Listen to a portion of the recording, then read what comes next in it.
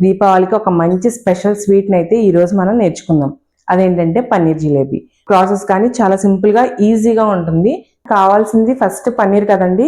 So ఈ పన్నీర్ని నేను ఇంట్లోనే తయారు చేసుకున్నాను అనమాట. ఒకవేళ నాకు ఈ పన్నీర్ అవైలబుల్గా లేదు, నేను ఇంట్లో చేసుకోలేను అనుకున్న వాళ్ళు ఎవరైనా ఉంటే మీకు మార్కెట్లో దొరికే పన్నీర్ని కూడా తెచ్చుకోవచ్చు, నో ఇష్యూ. కాకపోతే దానికన్నా కూడా మనం ఇంట్లో ఇలా ఫ్రెష్గా చేసుకున్న పన్నీర్ ఏంటంటే మనకి ఇంకొంచెం జ్యూసీగా స్మూత్గా ఉంటుంది అనమాట.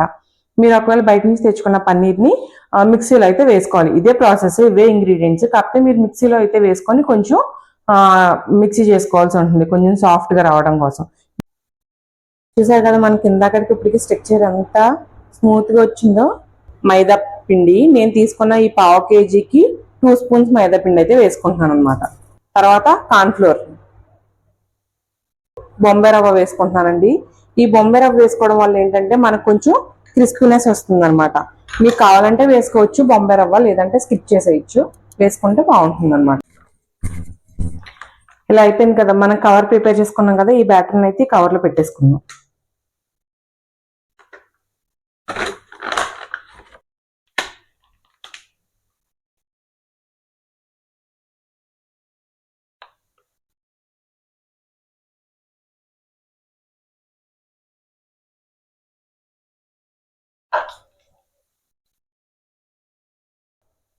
దీన్ని ఇప్పుడు షుగర్ సిరప్లో యాడ్ చేసుకుందాం.